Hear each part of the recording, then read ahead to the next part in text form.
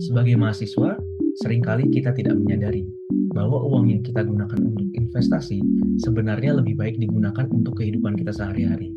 Kita juga sering tidak menyadari bahwa kehilangan 10% dari saham yang kita miliki sebenarnya mengganggu kehidupan pribadi kita. Oleh karena itu, di sini paper saya membahas mengenai perbandingan dua pandangan mengenai trading saham. Yang pertama, si trader rakus atau tamak, dan yang kedua, si trader sabar. Di sini, saya bertujuan untuk memberitahu teman-teman semua betapa pentingnya kesabaran dalam berinvestasi. Secara singkat, penelitian ini menggunakan dua pendekatan, yaitu pendekatan algoritma greedy dan juga pendekatan algoritma dynamic programming. Di sini, algoritma greedy melambangkan si trader tamak, sedangkan algoritma dynamic programming melambangkan trader yang sabar. Dalam pendekatan dynamic programming, saya menggunakan 4 aksi yang dapat dilakukan setiap stage, di mana stage ini melambangkan hari dilakukannya trading.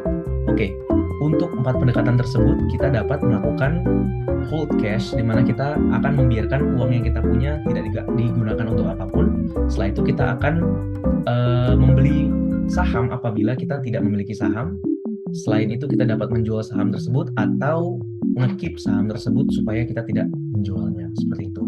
Untuk pendekatan ini saya menggunakan asumsi bahwa semua pembelian dan penjualan itu bersifat all in, sehingga tidak ada uang yang disisakan di portofolio. Untuk skop penelitian kali ini, saya meneliti 5 saham terbesar penggerak IHSG, yaitu BBCA, BBRI, BAN, BREN, dan BMRI. Untuk pemodelan dengan algoritma greedy, dapat dilihat pada model ini bahwa memang hasilnya tidak konsisten. Kebanyakan saham 4 dari 5 itu mengalami kerugian yang memang tidak besar. Tapi satu saham di sini yaitu BAN mengalami kenaikan yang sangat besar dalam segi portofolio.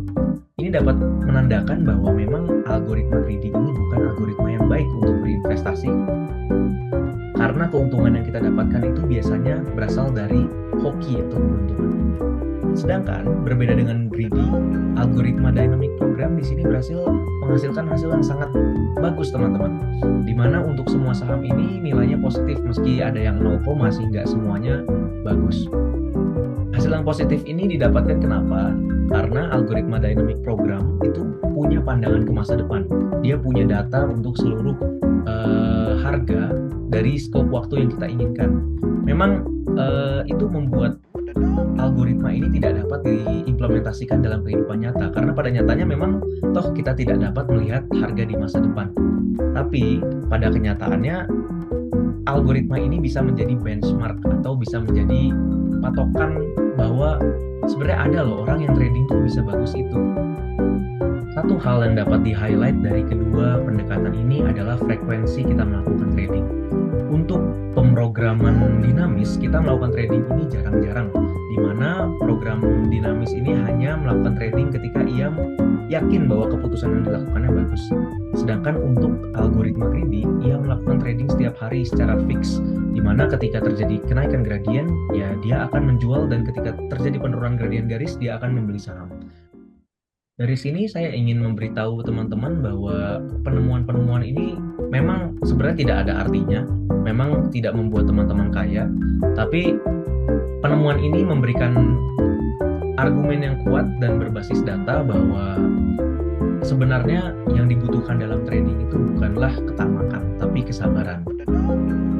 Memang dalam dunia nyata kita tidak memiliki pandangan seluas program dinamis, di mana kita memiliki data seluruh harga sampai tahun depan itu nggak mungkin. Tapi yang pasti program dinamis ini masih dapat memberikan hikmah, di mana untuk mencapai kemenangan yang dibutuhkan itu bukanlah ketamakan, bukanlah gerusa-gerusu, bukan juga keputusan yang diambil secara tiba-tiba, tetapi semua kemenangan itu dicapai dengan konsistensi, disiplin, dan juga keputusan yang penuh pemikiran.